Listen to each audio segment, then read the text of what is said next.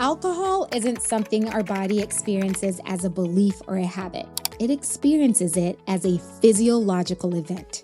I've been thinking a lot about alcohol over the last couple of days, and no, it's not because people are drinking more than usual, but because there's been a little bit of misleading information online. See, I sit with patients who are already trying to figure out their health, their sleep, their stress. And when people hear conflicting messages about alcohol that make it sound harmless or even helpful, it can be a little confusing. But what I keep coming back to is this: our bodies don't respond to alcohol based on intention. It responds based on our physiology. So in this episode, I want to bring us back to science, not to scare or shame anyone, but really help us understand what's actually happening in our bodies when we drink alcohol, so you and I can make our decisions based on scientific evidence, clarity, and not confusion. Welcome to Fuller Living, your space for empowerment, inspiration, and practical health nuggets. Here you'll find relatable guidance that fits your everyday life as you journey to a fuller and healthier you. I'm your host, Dr. Ashitey. Let's dig in. Welcome back to another episode of Fuller Living.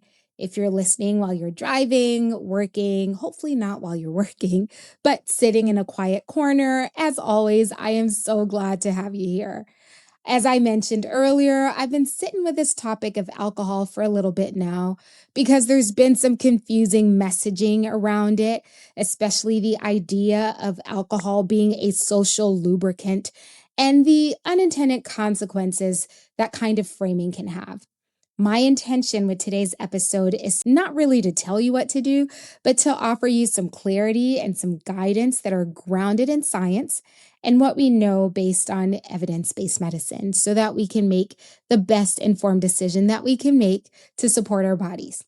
So let's start by talking what actually happens in our bodies when we consume alcohol.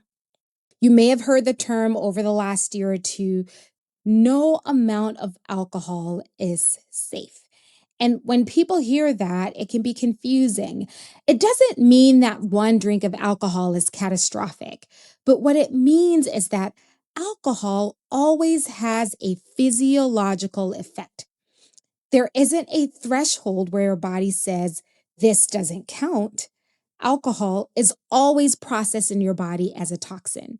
Even small amounts of it can affect your sleep architecture, your stress hormones, and how blood sugar is regulated. And the impact can be more noticeable in bodies that are already under strain, especially in high achieving people who are going about your days doing everything to save the world. This is where a lot of people get tripped up because most of us were never clearly taught what a moderate or a minimal amount of alcohol truly means. So we're going to clarify that today. Here are the guidelines. For women, no more than one drink is recommended per day.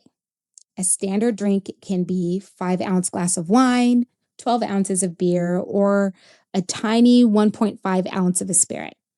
But most pours at home or at restaurants are larger than that, and sometimes double.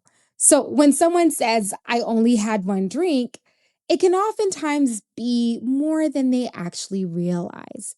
And this is where people struggle all the time. And when guidance feels inconsistent, people tend to respond in one of two ways. You either tune it out entirely and do what you want to because nobody knows anything, or you swing to the extreme. But today we're going to leave this episode with clarity. So let's get into it. When we talk about alcohol's effect on the body, I think it helps to understand how it's actually working. Because once you understand a mechanism, a lot of lived experiences start to make sense. I'm going to walk you through a few key systems and explain what alcohol is doing in your body. So as you listen, you might recognize some of this in your own life or in moments you've brushed off as, that's just how things are. First, let's address alcohol's effect on the brain. Alcohol primarily acts on the brain, and it increases the activity of a neurotransmitter, or a signal, if you will, called GABA.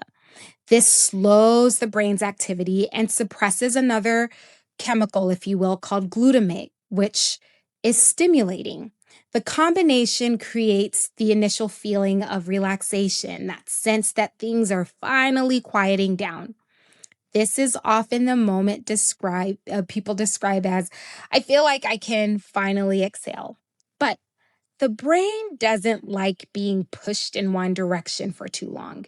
Our bodies don't like being forced to do something that isn't quite natural. So, as alcohol is metabolized, the brain is going to start compensating by increasing excitatory activity.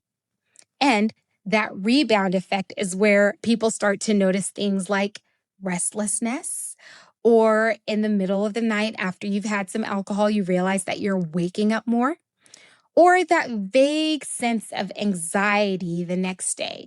So, even though you had a drink and initially felt calm, the longer term effects are not quite what you hoped for.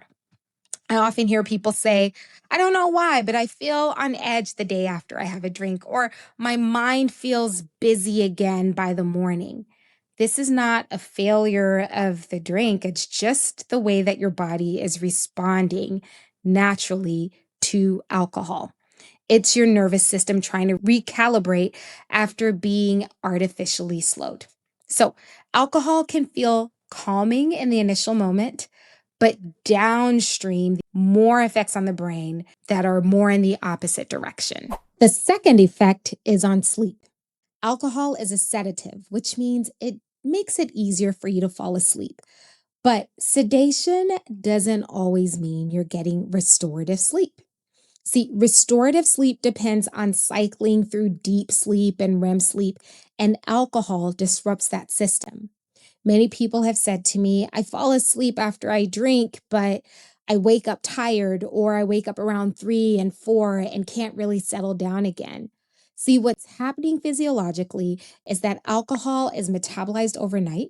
The nervous system becomes more activated, if you will. Your heart rate increases, stress hormones rise, sleep becomes lighter and more fragmented. People don't always remember waking up. They just wake up feeling unrefreshed or foggy or irritable. Over time, this pattern can start to affect your energy, your focus, your mood, and stress tolerance, especially if you've been using alcohol every night as a way of relaxing. So, when someone says to me, I'm sleeping, but I'm not rested, and they've been drinking alcohol, it makes sense. The third place that alcohol takes effect is on your metabolism. It affects it in quieter ways than you really notice. When alcohol enters your system, your liver prioritizes it over everything else that you've taken in, including regulating your blood sugar or even processing fat. For some people, this can show up overnight or the next morning as early waking up, or cravings, or low energy, or feeling off, even when the intake didn't feel like it was a lot. And I've heard people say to me that I feel hungry when I wake up in the morning, or I feel shaky or flat the next day, or I don't feel like myself again. These all make sense. Those experiences can be related to blood sugar fluctuations that happen while the body is busy clearing alcohol. Again, this isn't about labeling alcohol as bad, but it's about understanding why your body responds the way that it does. So, again, you and I can make informed decisions. When you put all of these three effects together, we talked about sleep, metabolism. We also talked about how it works on the brain. It makes sense what a hangover really is. A hangover is what happens when all three of those effects show up at the same time at a higher volume. It's not a separate phenomenon. It's really an amplification of all of those things taxing your body at the same time. So that headache and the brain fog all reflect your nervous system activation and inflammation. That fatigue and irritability, that low mood reflect the fragmented sleep that you've had and your stress hormone shifts. Sometimes that nausea and shakiness, That's from dehydration or blood sugar disruptions. When someone wakes up and says, I don't feel like myself because I had a lot of alcohol the night before, it makes total sense now that you understand what's happening physiologically. It's multiple systems being taxed at the same time, and recovery didn't really get a chance to happen.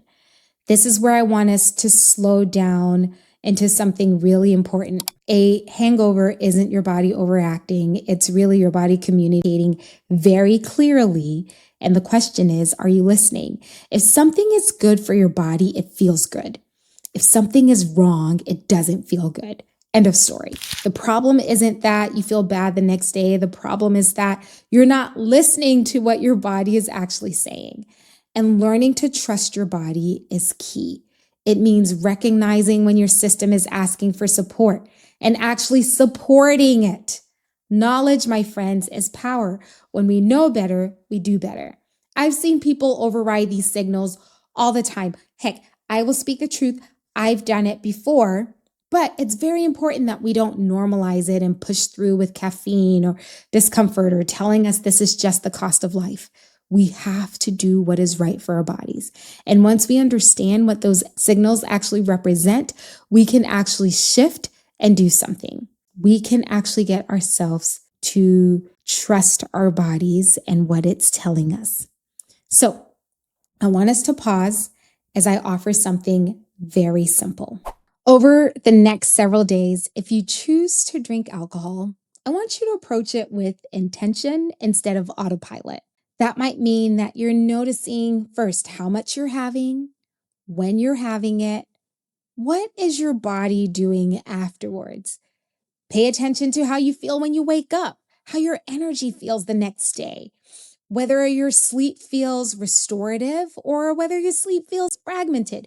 These are all important information that your body is communicating that we need to follow and listen to. This isn't about catching yourself doing something wrong. It's really about reconnecting with the information that your body is giving you. Information that often gets drowned out by our busy schedules or social norms or expectations that we just pushed through. And if you notice that you're feeling discomfort or fatigue, or maybe that familiar hangover feeling that we all hate, I want you to start evaluating what are small adjustments that I can start making? What are small changes that I can do now that I have this newfound awareness? I want to offer us one clear, simple goal, not to change your entire behavior, but to support this newfound awareness. Over the next 7 days, practice being intentional about alcohol. If you choose to drink, one, how much are you drinking? When did you have the drink? How did your body respond? Pay attention to your sleep patterns. How did you sleep at night? Notice how you feel the next morning. Check in with your energy levels, your focus, your mood the following day. You don't need to necessarily start limiting yourself yet. We just need to start noticing. Name what you observe. That's it. Because awareness is what allows our choice to essentially feel intentional instead of reactive. Remember, a SMART goal is a goal that is specific, it is measurable, it is attainable, relevant, and time bound. So, over the next few days, your homework, if you don't mind me calling it that, is to work on the following. Specific. Pay attention to your alcohol intake, the timing, the amount, and how your body is responding. Measurable. You can name what you notice very clearly. Achievable. You can track it daily. Relevant. This is directly tied to your physiology and to your goal of living a healthier and fuller life. And I know that's why you're hanging out with me. Time bound, 7 days, that's it. We're noticing how our body is reacting over the next 7 days, and that's it. There's one more thing I want to talk about before I forget. This really matters. I think this is extremely important. Alcohol tolerance and safety are not universal. There are real medical conditions, medications, metabolic differences where zero alcohol may actually be the healthiest choice for your health and your personal physiology.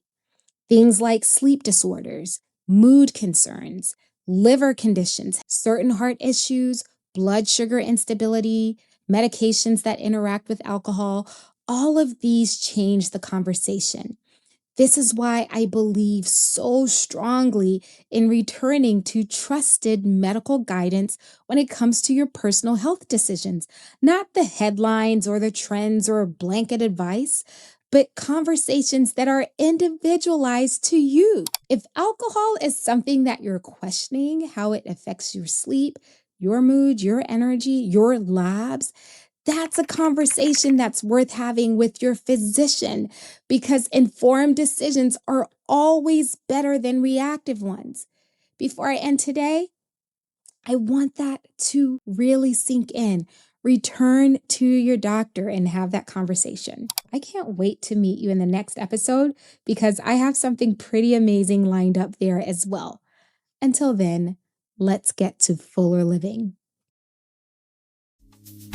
Well, fam, that wraps up another episode of Fuller Living, where we talk about health in a bite-sized, relatable, practical, and fun way. Remember, it's not about being perfect. It's about making progress one small step at a time while remaining consistent.